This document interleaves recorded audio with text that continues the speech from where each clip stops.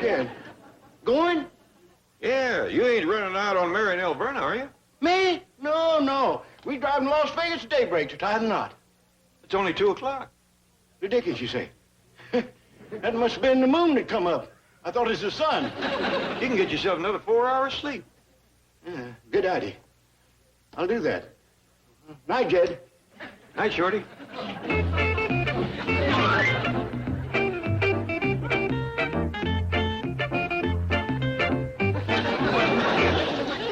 Where you going, Shorty? Jed. Going? Yeah. Oh, I was practicing Alverna and me slipping away in the early morning so as not to wake the family. Oh, you don't have to worry about that. We was always up before daybreak. Oh, well, that relieves my mind. Now I can sleep. Good. Night, Jed. Night, Shorty.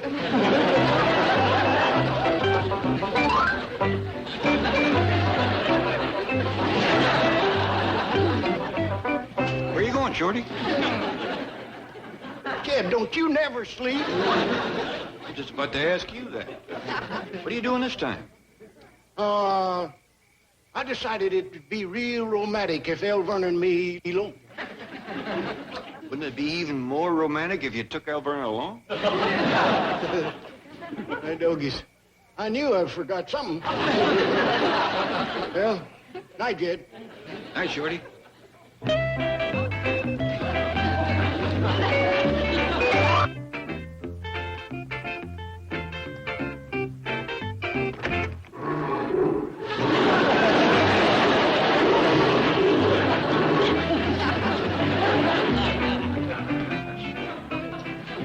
I'm a doomed man.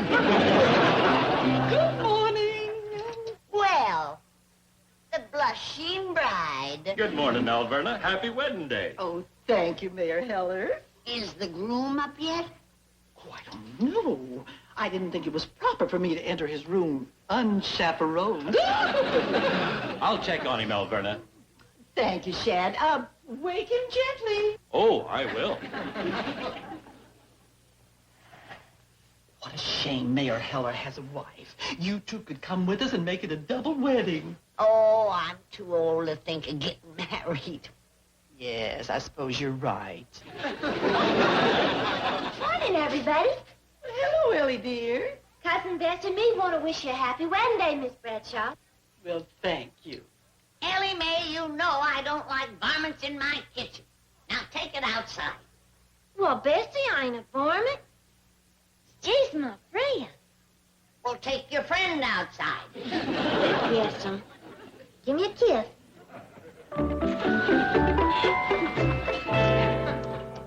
Poor dear sweet thing. Oh, what a shame she has to lavish her affection on animals. What you mean? Well, she has no man and no prospects. Doomed to be an old maid. And here I am, getting married for the second time at my age. Just what age is that, Elbert? Oh, between us, Granny, I'll never see 40 again. Did you catch a glimpse of 50 as you passed it? Shorty, wake up. Shorty. What's the trouble, Shad? I can't wake the bridegroom. Well, from the look of that smile on his face, he must be having one awful happy dream. I bet you he's dreaming about that bachelor party last night. Yeah, can't hardly blame him. Mr. Drysdale threw a humdinger. Yeah, Shorty the Sheik and his harem girls. Wake up, Sheik.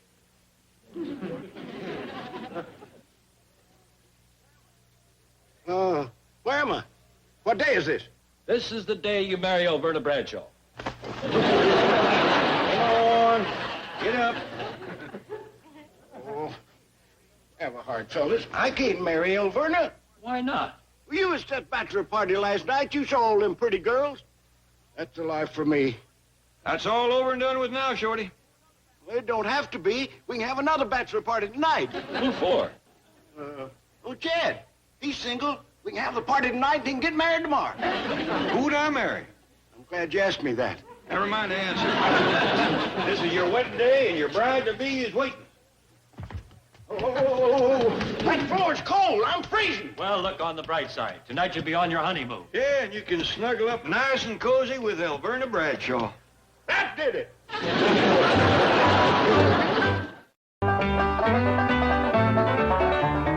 Where's Shorty? Still in the bathroom.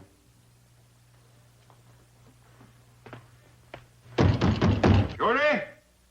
What do you want? Alverna's waiting for you. Come on, hurry up. What are you doing? I'm shaving. You've been shaving for an hour. I got a dull razor. It ain't that dull. It's so dull I can't even cut my wrist. Shorty, unlock this door and come out of there. I'll be out in a minute, Jed. Jed, I just thought of something. What's that? This room's next to mine, and there's a great big tree right outside the bathroom window. That's right. Well, ain't you afraid he'll climb out the window and shinny down the tree? Nope.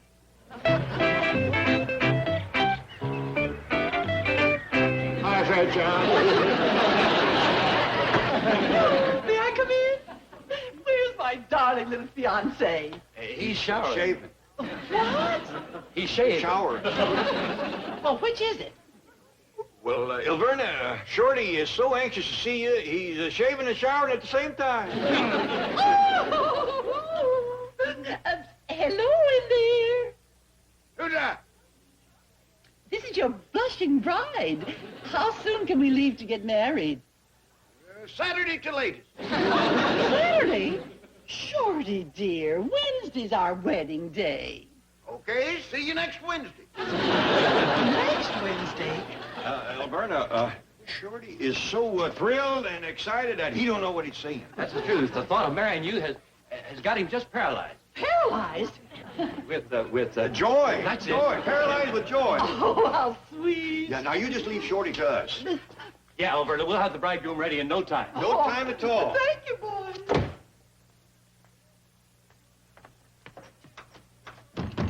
Shorty, what are you doing now? I'm about to have myself a drink. Drink of what? I found a bottle of alcohol. Well, Shorty, don't drink that. That's rubbing alcohol. Yeah, that's poison. Doggone it, I was hoping to get up enough nerve to fight that bear. Get it. You drink that stuff, it'll kill you. So come on out and marry Alberta. You gotta admit that beast's dying, right, Shorty? Shorty? Shorty? I'm thinking it over. Excuse me, Chief. You know, Miss Bell, the little slave girl secretary you cheated out of the bonus?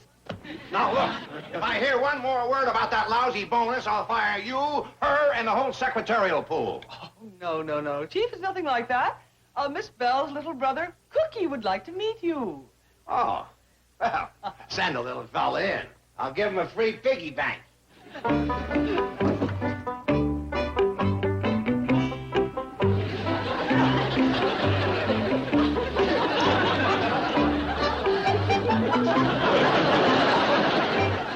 This is her little brother? Yes, and her big brother would like to meet you, too. Come in, sir.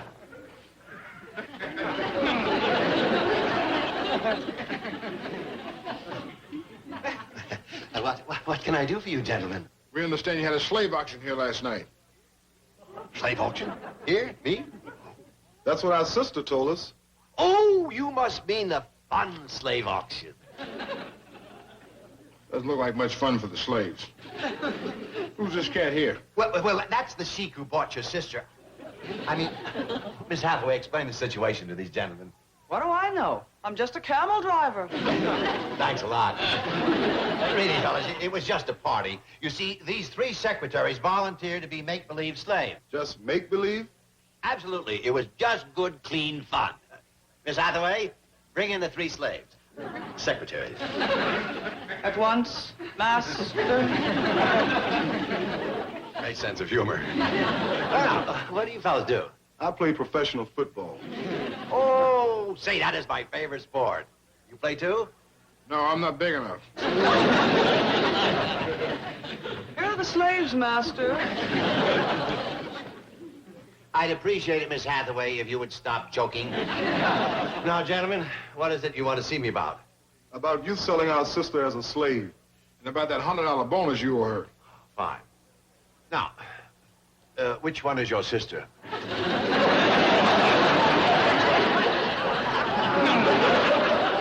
Are you kidding me? Well, not at all. Will the sister of these gentlemen please step forward?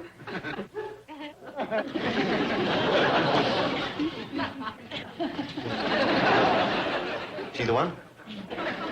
You didn't think that maybe the black girl would be our sister? Well, didn't you know I'm completely colorblind?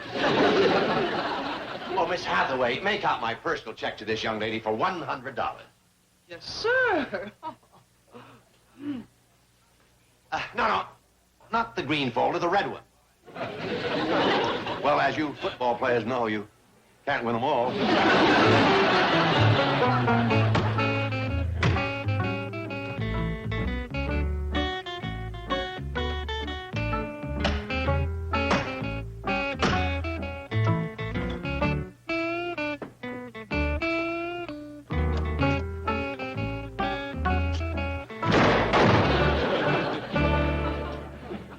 Gone you, Shad Hiller.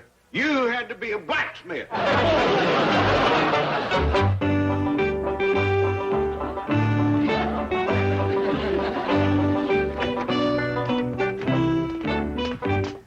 do you like the way Ellie and me decorated up the honeymoon car?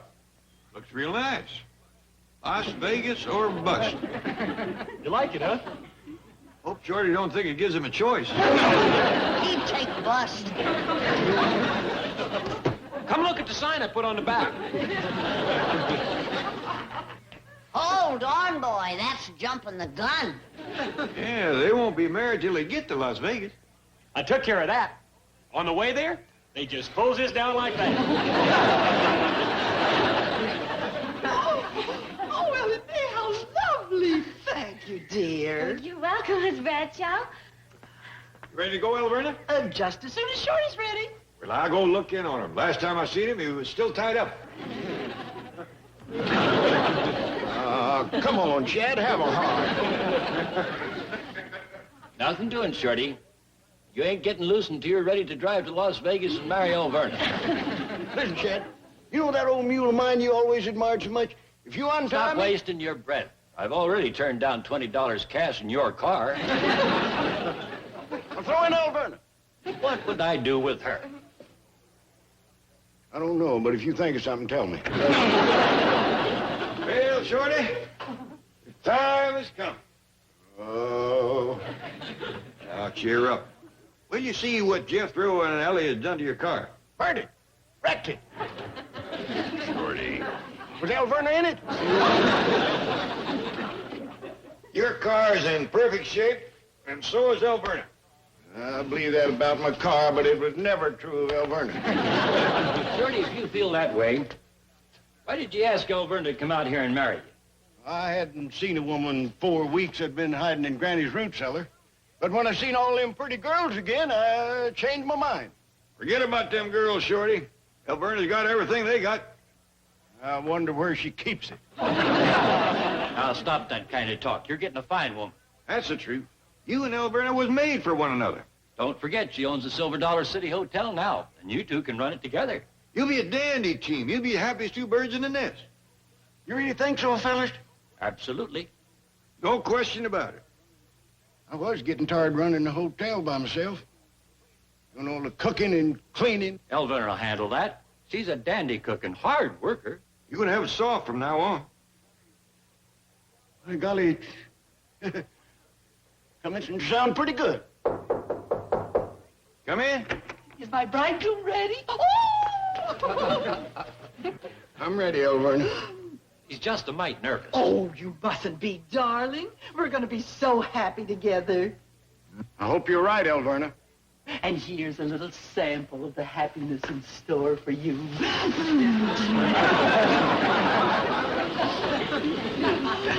Tonight, there'll be more where that came from.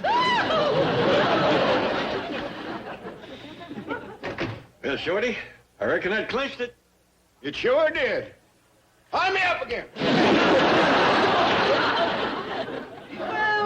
You seem calm and collected after your little scare. Scare? Did I look scared?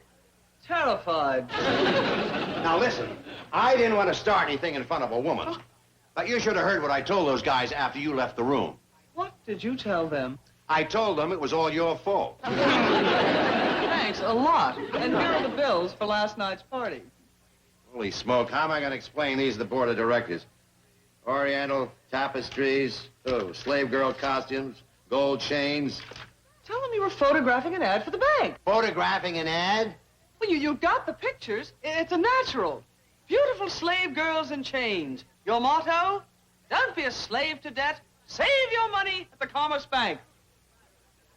Beautiful, fabulous. It's a great idea. It's good enough to actually use. Well, I think so. All you have to do is pay the 3 girls. Nuts to that. I've already paid one of them. Say, that's it. We'll reshoot the picture with just Jean. Now get her back in that slave girl's outfit right away. Right, Chief. And Miss Hathaway? Yes. I'm going to ask the board of directors to okay a raise for that ad idea. Oh, gee, that's wonderful. Well, what's so wonderful? It'll probably put me in a new tax bracket. Shorty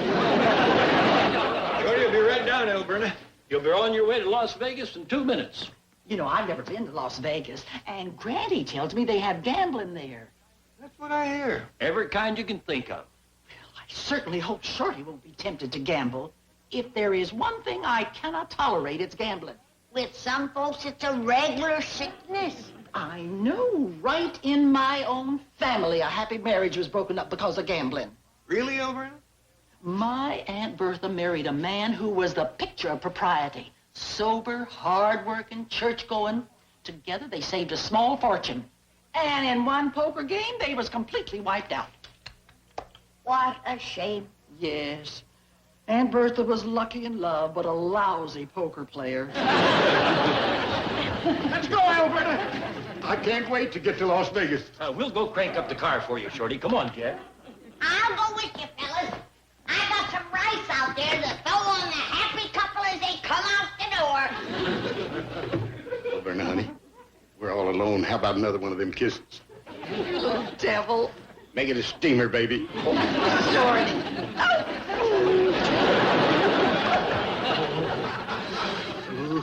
That was a scorcher. There goes my poker deck. What? I can't leave without that. Shorty Kellums, don't tell me you play poker. Poker, blackjack, gin rummy, pinochle, you name it. If it's for money, I'll play it. Shorty, darling, please don't play cards. Okay, honey baby, we'll shoot crap. H my point. There's a 5. Cover it. Oh, Shorty, darling, what's gotten into you? That old gambling fever's got me. I didn't know you were a gambler.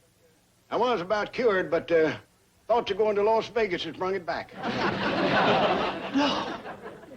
There's a deuce that says I make my point the hard way. Faith me, baby. Yeah. Miss Bell has agreed to pose for the bank advertisement, Chief. Oh, good. And you will represent the villain. That's it. How do I look?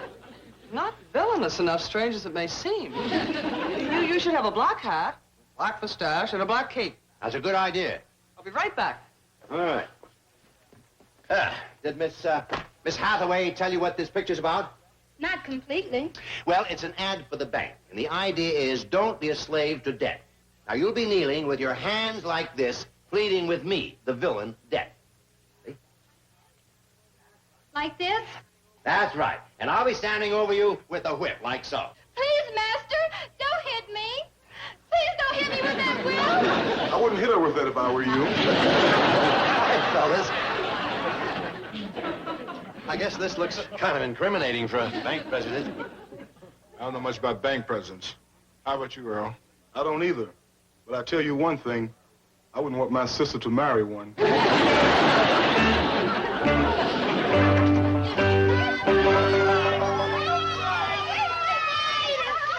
all off. What? I don't dare go to Las Vegas with Shorty.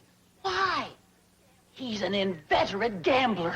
Well, leastways, he ain't a Yankee gambler. Granny, please come and talk to him. Maybe you could help cure him of this sudden attack of gambling fever. 7's come 11. Be good to me, Dice.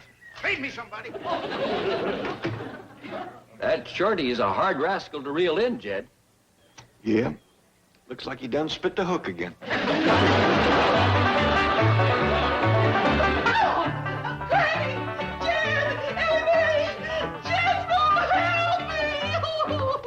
What's the matter, Albert? Oh, Shorty's disappeared. My fiance, my betrothed. Calm down, Elver. How can I? Shorty's gone. My sweetheart, my darling, my own true love. Don't cry, Alberta. We'll find it. Oh, promise me you will. What, promise? Oh, I want to hold him in these arms. You will. I want to take his dear little head in these two hands and pound it on this pump. Hey, what's all the yelling? Something wrong? Ellie Mae Jethro, have you seen Shorty? No, ma'am. Not this morning. He skipped out, the little rascal. Now, Granny, we don't know that for a fact. This is a big place. Let's all fan out and look for him. Jethro, you take the upstairs and the attic. Yes, sir. Ellie Mae, you take the downstairs and the cellar. Yes, sir. Granny, you take everything out back of the cement pond. I'm on it, Jed. I'll take the front. Alberta, you just wait here for us to flush him out. Oh, Shad, will you help me find Shorty? Little son of a gun has skipped out on Alberta. Well, wherever he skipped to, it's on foot. How do you know? Come here, I'll show you.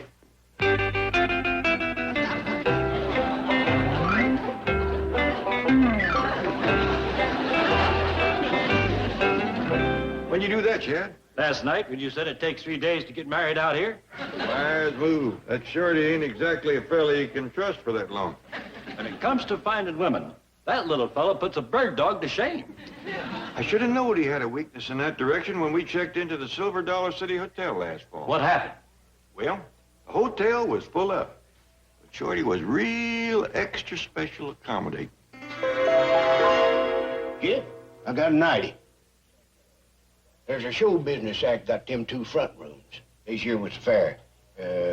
3 acrobats or jugglers or some such out of Kansas City. Likely a wild bunch. I'll just put them up over at my house and give you them rooms. Well, we don't want to turn nobody out. Oh, I'd rather not have them fast, loose show people here in the hotel nohow. At my house, I can keep an eye on them. Well, that's mighty nice of you.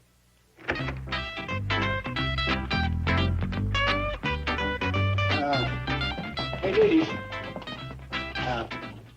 I'll have to ask you to pack up. You're moving over to my place.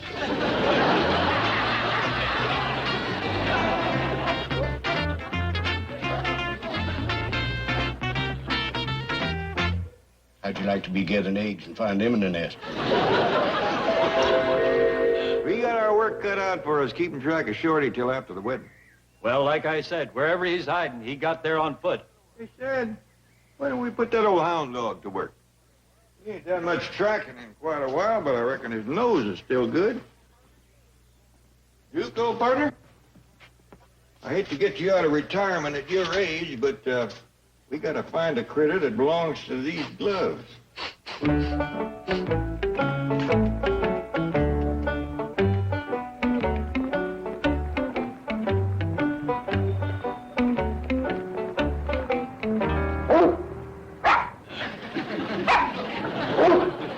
Duke, keep your mind on the business.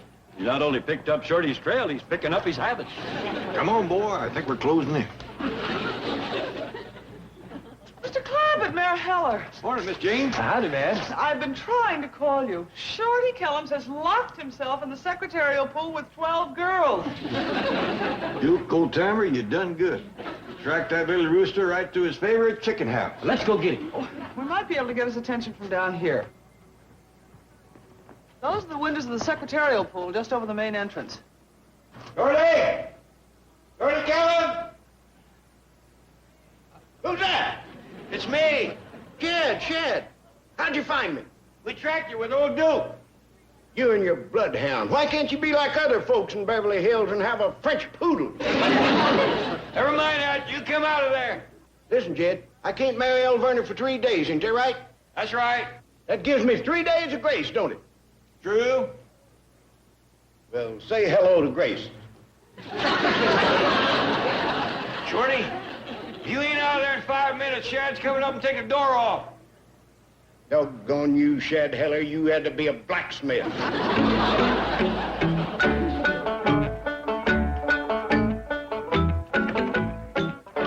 Oh, come in, Shorty, darling. I got a soothing ice bag for your poor throbbing head. I ain't got a headache. You will have. Wait a minute, Elverna. You ain't heard what Shorty's been doing. You ain't gonna tell her, are you? Tell me what? Well, there are certain things a fella has to take care of before he gets married. That's what I was doing. I'll vouch for that. Such as? Well, it's a good idea to have a doctor check you over, draw up a will. You drew up a will, Shorty? He had a dozen secretaries going. I'll vouch for that. Leave everything to me, dear.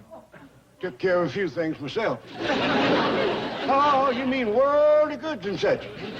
Yeah, doubt you everything, Elvin. What did the doctor say? Doctor. Oh, Shorty's in fine shape, Elverna. Fact is, he's got strength enough for 12. I'll vouch for that. Oh, Shorty, darling, I'm sorry I mistrusted you. Here I was going to hit you with a rolling pin. But instead, I'm going to give you a kiss. Oh, wait! Chad, hit me with that rolling pin. I want to see whether I got the best or the worst of that. Oh, Granny, have you seen Shorty? No, not since he come home to eat. I prepared his lunch. He sat down, took one bite, and disappeared. That's simple. He's out looking for a decent meal. No, listen, Granny. He's probably upstairs changing so he won't get food on his good clothes. Yeah, Jed and me'll fetch him. Hey, where do you reckon Shorty's head for in such a hurry? You seen him? Yes, sir, going through the parlor, lickety split heading for the front door. And we got him. Jethro, stand and watch out front. Come on, Chad.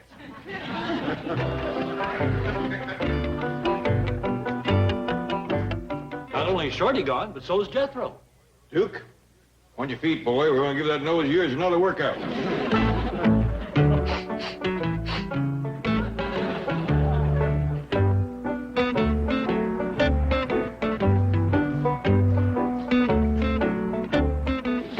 You were right, Jed. He's up there wading in the secretarial pool again. Shorty? Shorty Killens? What do you want? What do you think we want? We want you to come home and behave yourself. One other thing. How do you get past Jethro? He didn't. Jethro, you supposed to keep eye on Shorty. I am. He ain't been out of my sight. Jethro wanted to stop me at the front door, but I said if he'd show me mercy, I'd show him faith. Yeah. Say a lot of faith.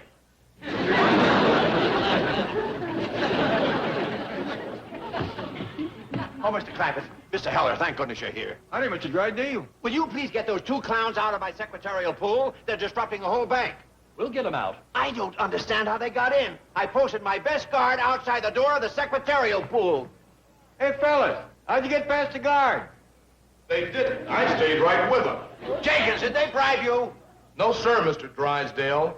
I was having a cup of coffee and they invited me in for sugar. Say hello to Sugar. You're fired, both of them. Wait a minute, Mr. Drysdale. Don't fire him. We'll be right out. Okay, but make it snappy. I thought you two was going to keep an eye on Shorty. Don't worry, Granny. He ain't gonna stray far this time. Yeah, Shad's seen to that. Sounds like Ellie's goat is heading this way. No, it's Alverna's goat. Well, I'll be switched. You belled him. That's right. Doggone you, Shad Heller. You had to be a blacksmith. Might as well make up your mind to it, Shorty. You ain't going no place till after the wedding. You mean I gotta wear this bell till I get married? That's the idea. Well, I hope they take it off after the ceremony. Otherwise, it's likely to be a noisy honeymoon. I'll tell Elverna you're here. She knows where I'm at. Everybody knows where I'm at. And I'll be clanging in directly. Yeah, Chad. Remember when the three of us was boys together back in the hills? Yep. Remember what good friends we was? Boys and buddies together. Yep. Remember How we cut our thumbs and let our blood mix, and that made us blood brothers? Yep. And remember, we swore an oath always to help one another when one of us needed help? Yep. Well, listen, fellas. Nope. Some brothers you are. I want my blood back.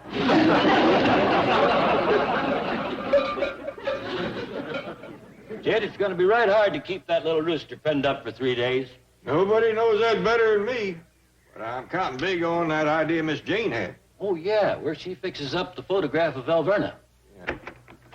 Chief, shall I take this photograph up to Mr. Clappett now? Oh, yeah, let's see it.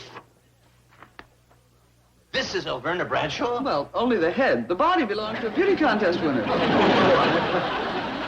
This should reawaken Shorty's interest in Alverna, don't you think? I certainly hope so. Anything to keep him out of that secretarial pool.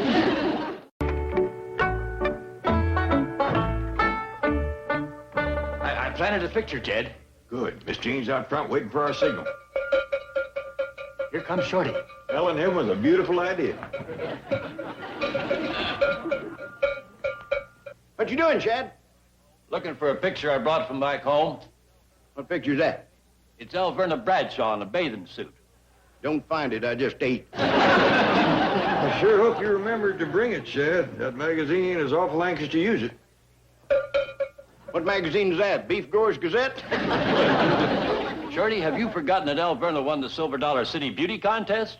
Ah, come on, Shad. If she is the only one in it, she'd come in second. Have you ever seen Alverna in a bikini? If I had, do you think I'd ask her to come out here and marry me? Oh, good day, Mr. Clappett. Did Mary Helen locate the picture of Alverna Bradshaw? Not yet. Here it is, Miss Hathaway. Oh, good. Bathing Beauty magazine is waiting for it. Bathing Beauty magazine? Yes, they publish pictures of beauty queens from all over the world. Well, thank you so much, Mary Helen. Did I have a look at that picture? I don't think that would be wise, Mr. Kellums. Why not? Well, it's 3 days until your wedding, and this picture's bound to be rather, well, provocative. Come on, please. Well, since you are going to marry her.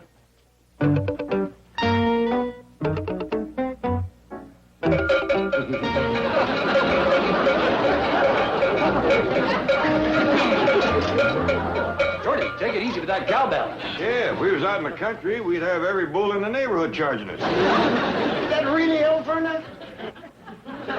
It can't be Alverna. It's Alverna! Ah, diggity dog. Look at that figure. I never knowed Alverna's built like that. Doggy, that woman has got more curves than a goat pad. I don't know why you fellas are so surprised. Alverna's always had a great shape. She just dresses to hide it. She sure does. And keep the magazine waiting. Well, thank you so much, Mary Helen. Jed, are you sure you have to wait 3 days to get married out here? That's the law. Ellie Mae, are you sure Shorty enjoyed the meal I prepared for him? Oh, yes, ma'am. The way he was shoveling in victuals, well, his little old bell was just clanging away to beat the bank.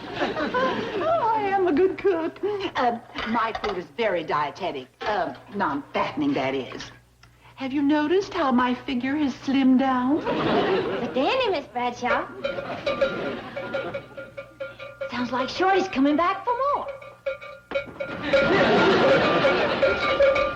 Alverna, let's go swimming. Swimming? Yeah, pour that beautiful body of yours into one of them bikinis and let's go out and have a look. Yeah, I dip. Heavens, I haven't been swimming for years. You don't know what you've been missing. Me too. But I didn't bring a swimming suit. Well, I got one you can borrow, Miss Bradshaw. There you are. And it'll fit you, too. You and Ellie's build it like you know. You really think so? 2 peas in a pod. Come on, Ellie. Oh, but it's chilly out there. Well, it's nice and warm in the sun. And besides, I know where Granny hides her jug. We'll have a nip in the dip. Why this sudden craze for swimming? Oh, it's good for you. Best exercise there is. It's been so long, I'm not even sure I can swim. Who cares? We'll just lay around and look at one another. Come on, sex boat. Shorty Kellums, you're a naughty little scamp. Yeah. just in case we get a chill. Now, dear, you know I don't approve of alcohol in any form. Not even that gorgeous form of yours? No! What am I going to do with you in the next 3 days?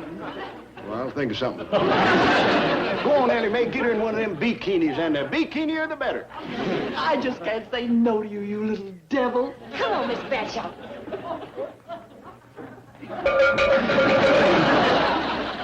Gone, that woman. Really rings my bell.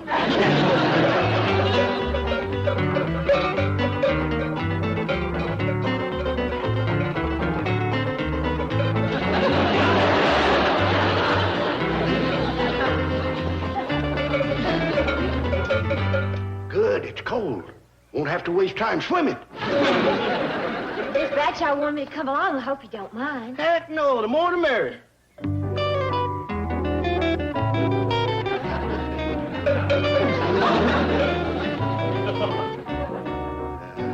Now you, baby. Peel it off. Wait a minute, I'm chilly. I fetched along the jug. Have a sip. Shorty, I told you I do not approve of alcohol. Lips that touch liquor shall never touch mine. In that case, I won't touch a drop. Promise? I swear it. Just to look at your gorgeous figure is going to be intoxicating enough. You rascal. Come on, honey. Intoxicate me. Very well. Here goes the unveiling.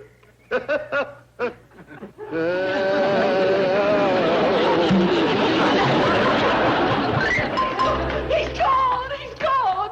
Who? Shorty, my beloved, my betrothed. Oh, it's all my fault. I gave him too much too soon. Calm down, Alberta. Shorty ain't gone. I'll vouch for that. I heard him ringing around upstairs just a few minutes ago. Oh, thank goodness. I was afraid I'd overstimulated him. Here he comes with bells on. Hey, everybody. Look what Shorty gave us. He said this Belle is a real girl-getter. Jethro, how did Shorty get that thing off? Oh, he didn't. I did. How did you do it? I just bent open one of the links on the chain. Come on, Jed. Let's get old Duke and hit the trail. I don't think we're going to need the hound dog this time. I know just where he is. Me too. What happened, Elverna? I gave him a glimpse of me in a bikini, and it drove him wild. That'll do it. Chief, I'm afraid Shorty's in the secretarial pool again. What? This time he's not only locked the door, but barricaded it. I've had enough of this. I'm going to call the police.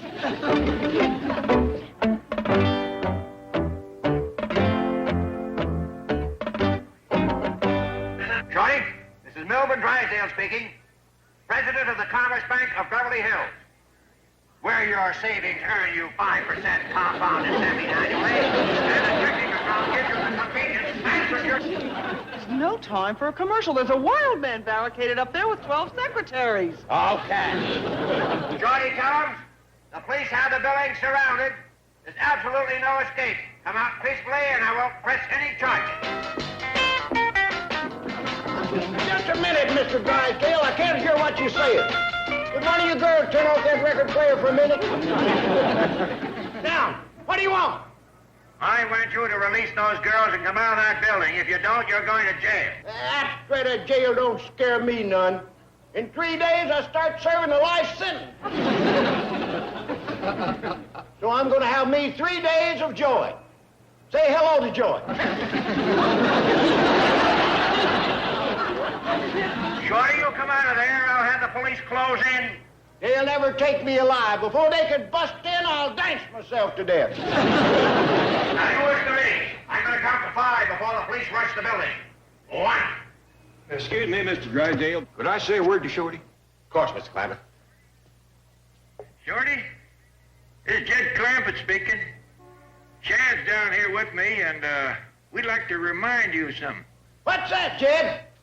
When the 3 of us was boys together, we promised to share and share alike. If one of us had a good thing going, he'd let the others in on it. Right, Chad? He's telling the truth, Shorty. What are you getting at? Don't be so stingy. You got a good thing going up there. Let the rest of us in on it. Hey, kid, that's a great idea. Come on up, everybody, and join the party. All right, with you, Mr. Dragdeal? That's a brilliant idea. Ladies and gentlemen, you're all invited to join the party on the second floor of my bank. And as you enter on the left, you'll find application forms for new accounts. And the man who makes the largest deposit gets to dance with the prettiest secretary. And you remember, friends, your money is always safe in the Commerce Bank, the friendly bank, where fun and money go hand in hand. And remember, your account is always insured at the Commerce Bank of Beverly Hills, situated on the corner of Wilshire Boulevard. It's spelled T-O-M-M-E-R-D-E. The Song of the Hills and the Path of the Gold. Come and listen to a story about a man named Jed, a poor mountaineer who barely kept his family fed. And then one day he was shooting at some food, and up through the ground came a bumbling crude. Oil, that is. Black gold. Texas tea. Well, the first thing you know, old Jed is a millionaire. The kinfolk said, "Jed, move away from there." Said, "California is the place you ought to be." So they loaded up the truck and they moved to Beverly Hills, that is. Swimming pools, movie stars. The Beverly Hillbillies. The morning air was thick with the scent of pine and early mist as the heavy old truck sat idling in the driveway, its engine coughing out a rhythm that sounded like an old tractor trying to find its way up a steep ridge. Jed Clampett stood by the front fender, his hands deep in his pockets, looking out over the rolling landscape that was so different from the hills he had known for most of his life. The sun had not yet cleared the horizon, and the shadows were long and deep across the manicured lawns of the neighborhood. "Where you going, Shorty?" Jed called out, his voice low and steady in the quiet morning. "Oh, Jed," came the muffled reply from the side of the porch. "Going?" Jed asked, his eyebrows lifting slightly beneath the brim of his weathered hat. "Yeah, you ain't running out on Mary and Alberta, are you?" "Me?" No, Shorty said, stepping out from the shadows and trying to look entirely casual, though his boots were shuffling against the gravel in a way that gave away his nerves. "We are driving to Las Vegas at daybreak to tighten the knot." Jed looked up at the sky, where the stars were still bright, and the darkness showed no signs of breaking. "It is only 2:00, he observed dryly. "Ridiculous, you say," Shorty muttered, looking around as if looking for an excuse in the trees. "That must have been the moon that came up. I thought it was the sun."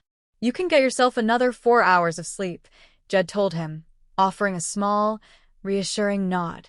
"Good idea." "I will do that," Shorty said, turning back toward the house with a sigh that seemed to lift a heavy weight off his shoulders for the moment. "Night, Jed." "Night, Shorty," Jed replied, watching the smaller man retreat toward the side door. But it was not long before the gravel crunched once more, and a figure moved stealthily along the side of the building, keeping low beneath the windows. Jed, who had not moved from his spot by the truck, adjusted his hat and watched the shadow progress. "Where are you going, Shorty?" Jed asked again, his voice dropping into that familiar, patient cadence. "Oh, Jed," Shorty said, freezing mid-step like a rabbit caught in a lantern beam. "Going?"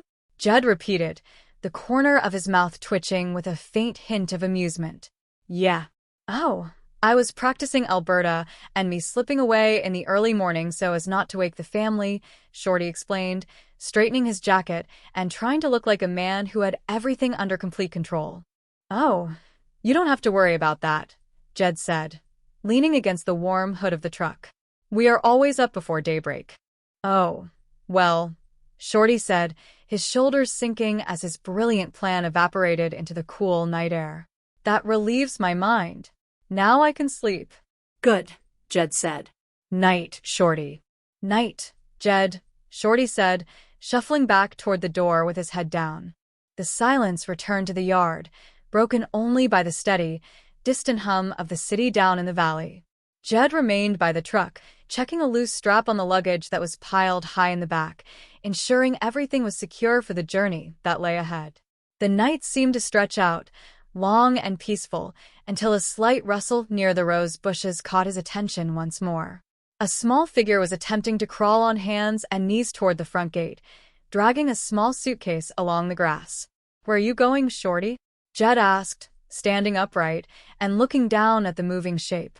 "Jed, don't you never sleep?" Shorty asked, sitting up on the lawn and looking thoroughly defeated. "I was just about to ask you that," Jed said, crossing his arms. "What are you doing this time?" I decided it would be real romantic if Alberta and me be alone," Shorty said, adjusting his collar and trying to summon a bit of dignity from his position on the grass. "Wouldn't it be even more romantic if you took Alberta along?" Jed suggested mildly.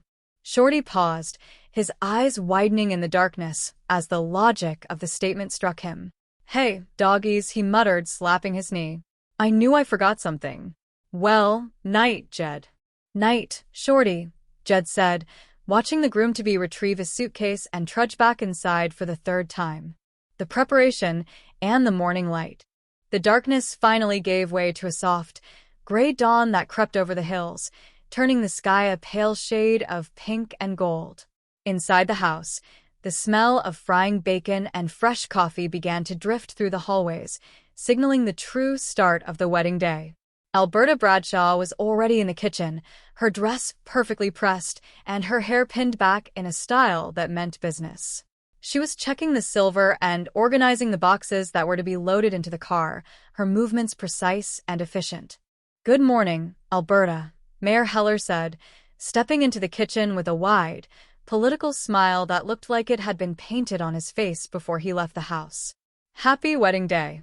"Oh, thank you, Mayor Heller," Alberta said, looking up from her list with a bright, expectant expression. "Is the groom up yet?" "Oh, I don't know," the mayor admitted, taking a seat at the table and reaching for a biscuit. "I didn't think it was proper for me to enter his room unchaperoned."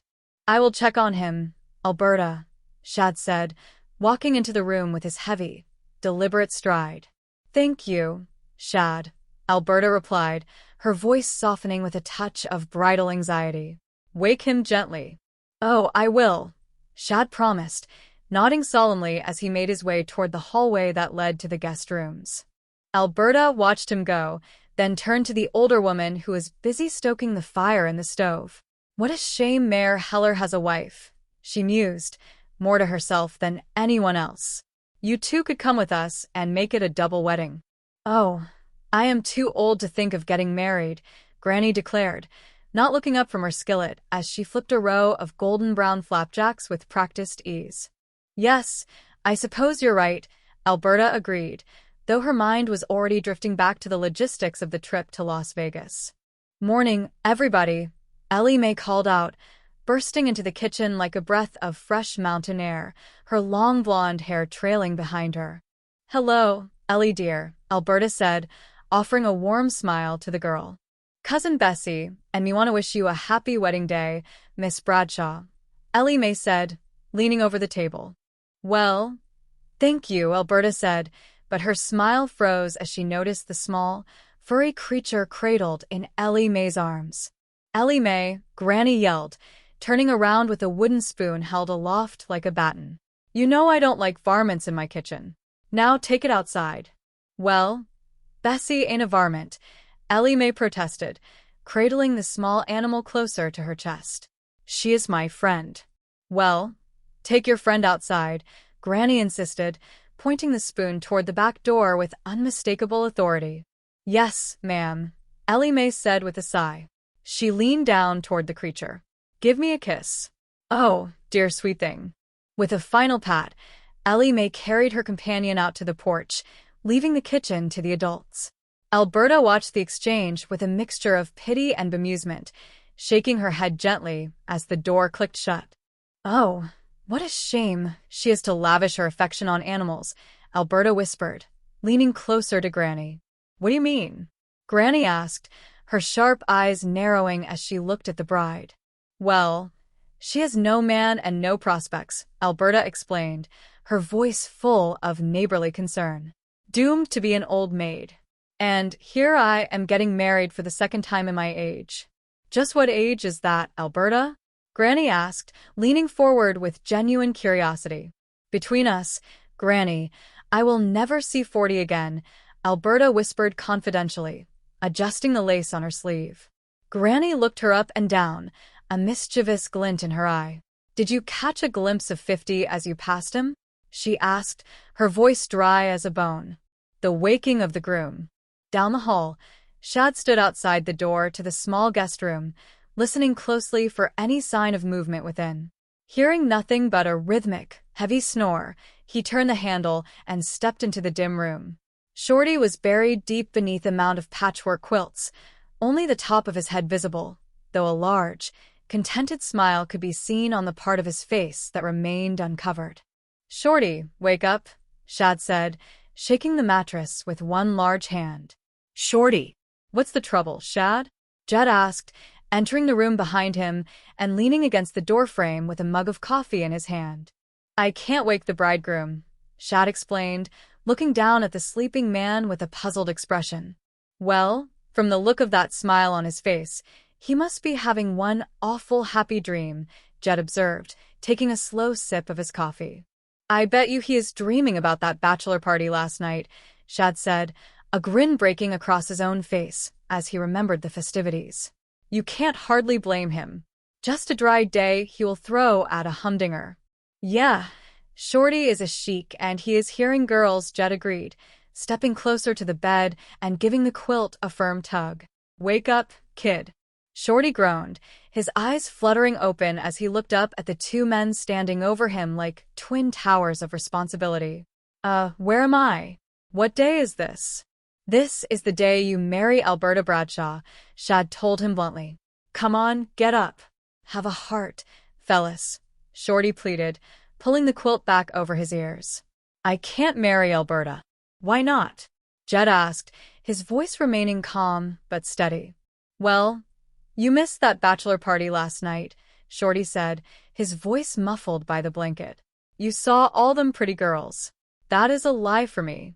"That is all over and done with now, Shorty," Jed reminded him, his tone leaving no room for debate. "Well, it don't have to be," Shorty countered, sitting up quickly and looking at them with a desperate spark in his eye. "We can have another bachelor party tonight." "Who for?" Shad asked, looking confused. "Oh, Shad," Shorty said, pointing a finger at him. "He is single. We can have the party tonight, then get married tomorrow." "Who would I marry?" Shad asked, his face blank. "I am glad you asked me that," Shorty said, ready to launch into an elaborate explanation of the local bachelorette scene. "Never mind the answer," Jed interrupted, extending a hand to help the smaller man out of bed. "This is your wedding day, and your bride-to-be is waiting." Shorty swung his legs out of bed, his feet hitting the bare wood of the floor with a sharp slap. "That floor is cold," he complained, shivering violently. "I am freezing." "Well, look on the bright side," Shad offered, trying to be helpful as he handed Shorty his trousers. "Tonight you will be on your honeymoon." "Yeah, and you can snuggle up nice and cozy with Alberta Bradshaw," Jed added with a slight smile. Shorty froze, his trousers halfway up his legs, a look of pure realization dawning on his face. "That did it," he muttered, stepping into his boots with sudden, frantic energy. The bathroom blockade. A short while later, the kitchen was filled with the sound of running water from the adjacent bathroom, but there was still no sign of the groom in the main living area. Alberta was beginning to pace the floor, her bridal patience wearing thin as the clock ticked closer to their scheduled departure time. "Where's Shorty?" she asked, looking toward the hallway. "Still in the bathroom," Jed answered, coming out of the kitchen with a towel over his shoulder. He walked over to the heavy wooden door and gave it a solid knock. "Shorty? What do you want?" Shorty's voice echoed back, sounding distant and distinctly unhurried. "Alberta is waiting for you," Jed called through the wood. "Come on, hurry up." "What are you doing?" Shad asked, joining Jed at the door. "I am shaving," Shorty shouted back. "You've been shaving for an hour," Shad pointed out, looking at his own pocket watch. "I got a dull razor," Shorty claimed. "It ain't that dull," Jed said, shaking his head. "If it is too dull, I can't even cut my ribs." "Shorty, unlock this door and come out of there." "I will be out in a minute, Jed," Shorty promised, though the sound of the water running into the sink didn't change its pace. Jed turned to Shad, his expression thoughtful as he looked at the layout of the house. "Jed, I just thought of something," Shad whispered, leaning closer. "What's that?" Jed asked. "This room is next to mine," Shad explained, pointing toward the outer wall. "There is a great big tree right outside the bathroom window." "That's right," Jed nodded, understanding the layout perfectly. "Well, ain't you afraid he will climb out the window and shimmy down the tree?" Shad asked, his concern growing. "Nope," Jed said simply, showing no signs of worry whatsoever.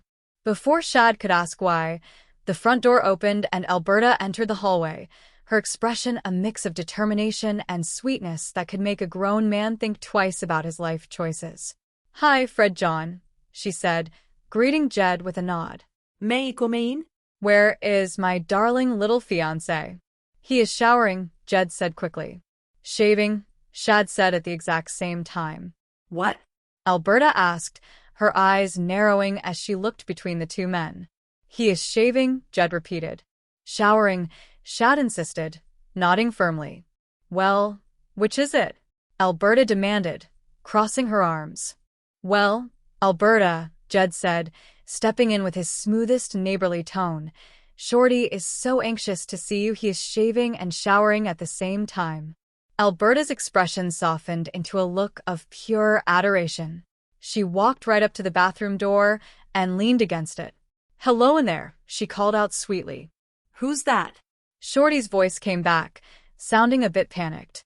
"This is your blushing bride," Alberta said, her voice dripping with affection. "How soon can we leave to get married?" "Saturday till 8, Shorty yelled back without a second thought. "Saturday?" Alberta repeated, her smile disappearing instantly. "Shorty dear, Wednesday is our wedding day." "Okay, see you next Wednesday," Shorty replied cheerfully. "Next Wednesday?" Alberta gasped, turning to Jed with a look of utter bewilderment. "Alberta," Jed said quickly, taking her by the arm and leading her gently away from the door. "Shorty is so thrilled and excited that he don't know what he is saying." "That is the truth," Shad agreed, jumping in to support the story. "The thought of marrying you has got him just paralyzed." "Paralyzed?" Alberta asked, her concern shifting back to worry. "With joy," Jed clarified. "That's it. Paralyzed with joy." "Oh, how sweet," Alberta said, her heart melting once more as she clutched her hands to her chest. "Now you just leave Shorty to us." "Yeah, Alberta," Shad said, offering a reassuring pat on her shoulder. "We will have the bridegroom ready in no time." "No time at all." "Thank you, boy," Alberta said, giving them one last grateful look before heading back toward the front porch to check on the luggage. As soon as she was out of earshot, Jed's expression turned serious. He turned back to the door and gave it a heavy kick. "Shorty, what are you doing now?" "I am about to have myself a drink." Shorty's voice came back, sounding a bit desperate. "Drink of what?" Shad asked, leaning his ear against the keyhole. "I found a bottle of alcohol," Shorty announced. "Well, Shorty, don't drink that," Jed warned him sternly. "That is rubbing alcohol." "Yeah, that is poison," Shad added, his eyes wide. "Don't go on it." "I was hoping to get up enough nerve to fight that bear," Shorty admitted from inside the room. "Forget it," Jed told him, his voice leaving no room for argument. "You drink that stuff, it will kill you. So come on out and marry Alberta." "Gotta admit, that bee's dying, right, Shorty?" The silence from the bathroom stretched out for a long moment, broken only by the drip of the faucet. "Shorty?" Jed called out again. "Shorty?" "I am thinking it over," the small voice finally replied. "A business matter in the city." Meanwhile, across town in the towering glass structure that housed the Commerce Bank, a completely different kind of drama was unfolding. The morning sun was streaming through the large windows of the executive suite, illuminating the polished mahogany desk where Milburn Drysdale sat, his face buried in his hands. The stresses of the banking world were heavy on his shoulders, but this morning, the trouble was of a more personal and immediate nature. The door to the office clicked open, and Miss Hathaway stepped inside, her notepad held firmly against her waist, her expression as efficient and unyielding as ever. "Excuse me, Chief," she said, her voice cutting through the quiet room. "You know, Miss Bell, The little slave girl secretary you cheated out of the bonus? Now look, Drysdale groaned, lifting his head from his hands and glaring at his faithful assistant. If I hear one more word about that lousy bonus, I will fire you, her, and the whole secretarial pool. Oh, no, Chief, Miss Hathaway said, waving her hand dismissively as she stepped closer to the desk. It is nothing like that. Miss Bell's little brother, Cookie, would like to meet you. Oh, Drysdale said, his demeanor changing instantly as he realized there might be a public relations opportunity or a future customer involved. Well, send the little fellow in. I will give him a free piggy bank. Miss Hathaway stepped back to the door and gestured for the visitor to enter. The door swung open wide, and a man who looked like he could lift a small vehicle over his head stepped into the office. He was wearing a dark suit that looked distinctively tight around his massive shoulders, and his expression was entirely devoid of amusement. This is her little brother? Drysdale stammered, his voice dropping an octave as he looked up and up at the man standing before him. Yes, Miss Hathaway said with a straight face. And her big brother would like to meet you, too. She gestured again, and a second man, even larger than the first, stepped into the room, his jaw set in a hard line as he looked down at the bank president. Come in, sir. The two brothers stood side by side in front of the desk, forming a solid wall of muscle that completely blocked out the view of the city. Drysdale swallowed hard, his hand instinctively moving toward the drawer where he kept his emergency antacids. Drysdale cleared his throat, trying to summon his best executive authority. What can I do for you, gentlemen? We understand you had a slave auction here last night, the first brother said, his voice deep and rumbling like distant thunder. Slave auction? Drysdale repeated, his voice squeaking slightly. Here? Me? That is what our sister told us, the second brother added, crossing his massive arms over his chest. Oh, you must mean the fun slave auction, Drysdale said, laughing nervously and looking toward Miss Hathaway for support, though she remained perfectly still. It doesn't look like much fun for the slaves. Who is this cat here? The brother asked, pointing a thick finger toward a photograph on the wall showing Drysdale in an elaborate ceremonial robe from the previous evening's charity event. Well, that is the sheik who bought your sister, Drysdale explained, his smile growing more desperate by the second. I mean, Miss Hathaway, explain the situation to these gentlemen. What do I know? Miss Hathaway replied coolly, looking out the window. I am just a camel driver. Thanks a lot, Drysdale muttered under his breath before turning back to the two imposing figures. Really, fellows, it was just a party. You see, these three secretaries volunteered to be make-believe slaves. Just make-believe? The first brother asked, his eyes narrowing. Absolutely, Drysdale insisted, nodding so hard his glasses nearly slipped off his nose. It was just good, clean fun. Miss Hathaway, bring in the three slaves. Secretaries, Miss Hathaway corrected firmly as she moved toward the side door. At once, lass? Drysdale asked, trying to maintain some semblance of control. Makes sense of humor. Well, what do you fellows do? He asked, trying to change the subject to something more pleasant. I play professional football, the larger brother stated simply. Oh, say, that is my favorite sport, Drysdale lied smoothly, leaning forward. You play, too? He asked the second brother. No, I am not big enough, the man replied, though he still looked capable of snapping a telephone pole in half. Before Drysdale could process that statement, the side door opened and the three young women entered the room, looking perfectly fine and dressed in their standard office attire, though they looked somewhat amused by the situation. Here are the slaves, master, Miss Hathaway announced with a touch of theatrical flair. I'd appreciate it, Miss Hathaway. If you would stop joking, Drysdale snapped, his face turning a slight shade of red. Now, gentlemen, what is it you want to see me about? About you selling our sister as a slave, the football-playing brother said, stepping a fraction of an inch closer to the desk. And about that $100 bonus you owe her. Fine, Drysdale said, his hand already reaching for his checkbook with remarkable speed. Now, which one is your sister? Are you kidding me? The second brother asked, looking at the three women, two of whom were clearly of a different background than the young lady in question. Well, not at all, Drysdale said, trying to look completely innocent. Will the sister of these gentlemen please step forward?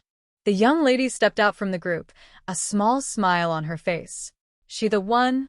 Drysdale asked, looking at her and then back to the brothers. You didn't think that maybe the black girl would be our sister? The brother asked, his tone flat.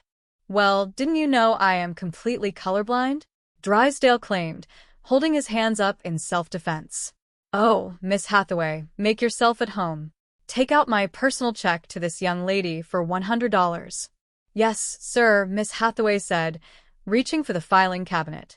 No, not the green folder, the red one, Drysdale corrected quickly, wanting this matter settled as fast as humanly possible. Well, as you football players know, you can't win them all. The honeymoon car and the final push. Back at the Clampett estate, the sun was fully up now, casting a bright, cheerful light over the driveway where Shorty's old sedan was parked.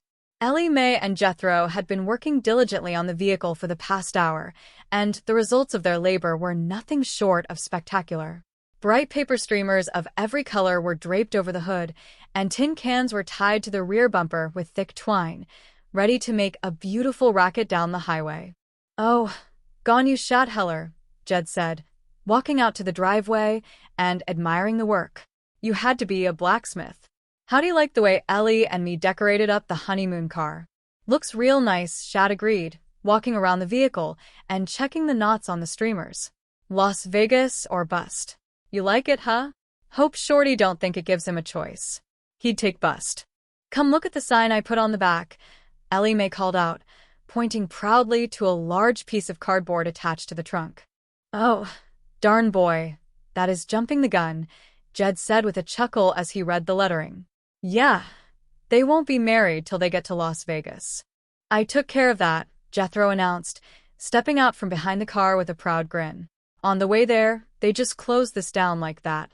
He demonstrated by flipping a flap of cardboard over the words to hide them from view. Oh, Ellie, how lovely, Alberta said, coming out of the house with her traveling cloak over her arm. Thank you, dear, Ellie Mae replied, beaming at the compliment. You're welcome, Miss Bradshaw, Jethro said, tipping his hat. Ready to go, Alberta? Jed asked, turning to the bride. Just as soon as Shorty's ready, Alberta said, looking back toward the house with a slight frown. Well, I will go looking on him, Shad said, turning back toward the door. Last time I seen him, he was still tied up. Inside the small room, Shorty was indeed sitting in a chair, a thick rope wrapped loosely around his waist to keep him from making any sudden movements toward the window. He looked up as Shad and Jed entered the room, his expression one of pure desperation.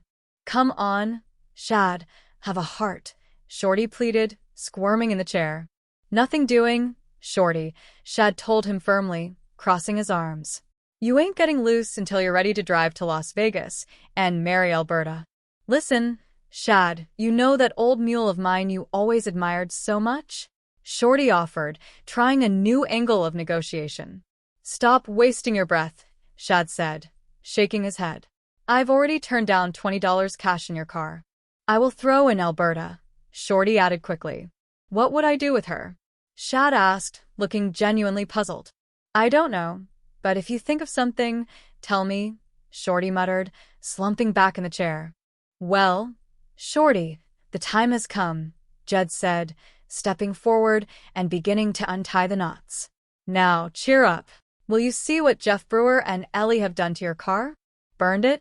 Shorty asked, his eyes lighting up with a brief spark of hope. Wrecked it?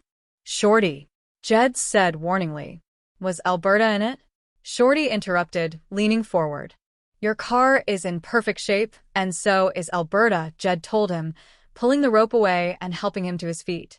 I believe that about my car, but it was never true of Alberta, Shorty sighed, adjusting his jacket.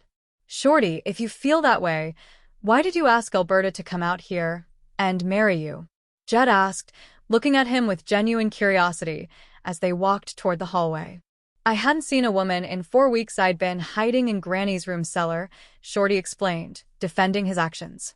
But when I seen all them pretty girls again, I changed my mind. Forget about them girls, Shorty, Shad told him, slapping him on the back. Alberta's got everything they got. I wonder where she keeps it, Shorty muttered under his breath. Now, stop that kind of talk, Jed said sternly. You're getting a fine woman. That is the truth. You and Alberta was made for one another. Don't forget, she owns the Silver Dollar City Hotel now, and you two can run it together. You'll be a dandy team. You'll be the happiest two birds in the net. You really think so, fellows? Shorty asked, pausing in the doorway as the prospect of hotel ownership began to register in his mind. Absolutely, Jed said, nodding firmly. No question about it. I was getting tired running the hotel by myself, Shorty admitted, his tone shifting as he thought about the work involved. Doing all the cooking and cleaning. Alberta will handle that, Shad assured him. She is a dandy cook and hard worker. You're gonna have a saw from now on. My golly, Shorty said, a genuine smile finally appearing on his face. That must sound pretty good. The front door opened fully, and Alberta stood on the threshold, her expression bright and welcoming as she looked at her future husband. Come in, she said to the room at large. Is my bridegroom ready? I am ready, Alberta, Shorty announced, stepping forward with his head held high. He is just a mite nervous, Jed explained to her with a supportive nod. Oh, you mustn't be, darling, Alberta said, stepping closer and taking his hands in hers. We're going to be so happy together. I hope you're right, Alberta, Shorty said, looking into her eyes. And here is a little sample of the happiness in store for you, Alberta said, leaning in and planting a solid, enthusiastic kiss right on his lips. But tonight, there will be more where that came from. Well, Shorty, I reckon I'd clinched it, Jed said, watching the exchange with approval. You sure did, Shorty said, looking slightly dazed as he wiped his mouth with the back of his hand. Fire me up again. The new campaign and the sudden fever. Back at the Commerce Bank, the atmosphere had settled considerably after the departure of the football players. Drysdale was back behind his desk, looking much more relaxed now that his personal finances and physical safety were no longer in immediate jeopardy. Miss Hathaway was standing by the window, reviewing the morning schedule. Well, Chief, you seem calm and collected after your little scare, she observed, her tone dry. Scare? Drysdale asked, sitting up straight and adjusting his tie. Did I look scared? Terrified, Miss Hathaway answered without hesitation. Now listen, Drysdale said, leaning forward and lowering his voice defensively. I didn't want to start anything in front of a woman, but you should have heard what I told those guys after you left the room. What did you tell them? She asked, turning to look at him. I told them it was all your fault, Drysdale said with a smug grin. Thanks a lot, Miss Hathaway replied, not looking at all surprised. She walked over to the desk and dropped a small stack of papers onto the mahogany surface. And here are the bills for last night's party. Drysdale picked up the top sheet, his eyes widening as he read the total. Holy smoke, he gasped. How am I going to explain these to the board of directors? Oriental tapestries. Slave girl costumes. Gold chains. Tell them you were photographing an ad for the bank, Miss Hathaway suggested calmly. Photographing an ad? Drysdale repeated, the idea turning over in his mind. Well, you got the pictures. It is a natural. Beautiful slave girls in chains. Your motto? Don't be a slave to debt. Save your money at the Commerce Bank. Beautiful. Fabulous. It is a great idea. It is good enough to actually use. I think so, Miss Hathaway agreed. All you have to do is pay the 3 girls. Nuts to that, Drysdale countered, waving his hand dismissively. I've already paid one of them. See, that's it. We will reshoot the picture with just Jean. Now get her back in that slave girl's outfit right away. Right, Chief, Miss Hathaway said, turning toward the door. And Miss Hathaway, Drysdale called after her, a sudden burst of corporate enthusiasm taking hold of him. I am going to ask the board of directors to okay a raise for that ad idea. Chief, that's wonderful, she said, pausing at the door. What's so wonderful? It will probably put me in a new tax bracket, Drysdale chuckled, completely satisfied with his own brilliance. The departure and the unraveling. Outside the Clampett house, the final preparations for the trip were nearly complete. Shorty and Alberta were standing by the decorated sedan, saying their final goodbyes to the family. You'll be right down, Alberta, Jed said, handing her a small basket of snacks for the road. You'll be on your way to Las Vegas in 2 minutes. You know, I've never been to Las Vegas, Alberta admitted, looking down the long driveway. And Granny tells me they have gambling there. That's what I hear, Jed said, leaning against the fence post. Every kind you can think of. I certainly hope Shorty won't be tempted to gamble, Alberta said, her voice taking on a serious, stern quality. If there is one thing I cannot tolerate, it's gambling. With some folks, it's a regular sickness. I know, Jed nodded sympathetically. Right in my own family, a happy marriage was broken up because of gambling, Alberta explained, shaking her head at the memory. Really, Alberta? Jed asked, looking interested. My Aunt Bertha married a man who was the picture of propriety, she said, leaning closer. Sober, hardworking, church-going. Together, they saved a small fortune. And in one poker game, they was completely wiped out. What a shame, Jed said, shaking his head. Yes, Alberta agreed with a heavy sigh. Aunt Bertha was lucky in love with a lousy poker player. Let's go, Alberta. I can't wait to get to Las Vegas, Shorty called out from the driver's seat, sounding remarkably enthusiastic all of a sudden. We will go crank up the car for you, Shorty, Shad said, walking toward the front of the vehicle. Come on, Jed. I will go with you, fellows, Jed said, moving to assist with the stubborn engine. Left alone by the side of the car, Alberta looked at Shorty through the open window, her heart swelling with affection for her future husband. Alberta, honey, we are all alone, Shorty said, looking up at her with a sudden gleam in his eye. How about another one of them kisses? Oh, devil, Alberta blushed, leaning down through the window. Make it a steamer, baby, Shorty urged, meeting her halfway. The kiss was long and enthusiastic, so much so that Shorty's hand bumped against his jacket pocket, causing a small, rectangular object to slide out and fall directly into Alberta's lap. She pulled away, breathless and smiling, but her eyes immediately dropped to the object that had landed on her skirt. Shorty, she said, her voice dropping into a dangerous register. That was a scorcher. There goes my poker deck. What? Alberta gasped, picking up the neatly wrapped pack of playing cards. Shorty Callums, don't tell me you play poker, Alberta said, her hands trembling slightly as she held the cards away from him. Poker, blackjack, gin rummy, pinochle, you name it, Shorty boasted, completely missing the look of horror freezing over her face. If it is for money, I will play it. Shorty, darling, please don't play cards, Alberta begged, her voice cracking with emotion. Okay, honey baby, we will shoot craps, Shorty agreed instantly, pulling a pair of shiny dice from his vest pocket and shaking them vigorously in his fist. 8 is my point. There is a 5. Cover it. Shorty, darling, what's gotten into you? Alberta cried, stepping back from the car as if the vehicle itself had become possessed. That old gambling fever has got me, Shorty declared, his eyes locked on the dice as he rolled them across the dashboard. I didn't know you were a gambler. I was about cured, but I thought you were going to Las Vegas and brought it back. No. There is a deuce that says I make my point the hard way. Fade me, baby. The production and the misunderstanding. Back at the bank, the executive office had been transformed into a makeshift photographic studio. Drysdale was standing near the large window, wearing a heavy black cape that looked somewhat too long for him, along with a fake mustache that kept slipping whenever he spoke too quickly. Miss Bell has agreed to pose for the bank advertisement, Chief, Miss Hathaway announced, entering the room followed by the secretary, who was once again dressed in the elaborate, though entirely respectable, costume from the charity event. Oh, good, Drysdale said, adjusting his cape with a flourish. And you will represent the villain. That's it. How do I look? Not villainous enough, strange as it may seem, Miss Hathaway observed, looking him over critically.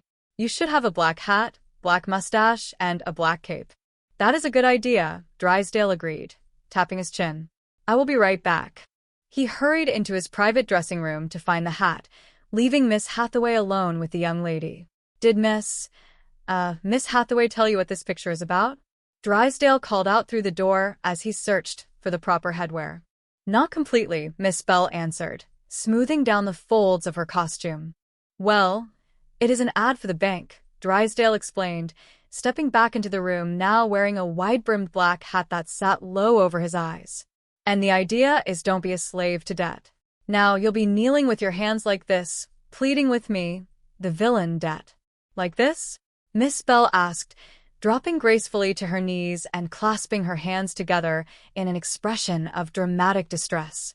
That's right, Drysdale said, taking a long, prop leather whip from the desk and holding it aloft. And I will be standing over you with a whip, like so. Please, master, don't hit me, Miss Bell recited, getting into the spirit of the performance. Please don't hit me. I wouldn't hit her with that if I were you. A deep voice boomed from the doorway. Drysdale froze, the whip held high in the air, as he turned slowly to see the two massive brothers from earlier standing in the entrance, their expressions even more formidable than before. Behind them, Jed and Shad were looking into the room with curious expressions. Hi, fellows, Drysdale stammered, his face going completely pale beneath his fake mustache. I guess this looks kind of incriminating for a bank president. I don't know much about bank presidents, the first brother said, his voice dangerously low as he stepped into the room. How about you, Earl? I don't either, the second brother replied, his fists clenching at his sides. But I will tell you one thing. I wouldn't want my sister to marry one. The final decision. Back at the estate, the car sat silent in the driveway, the colorful streamers fluttering gently in the breeze.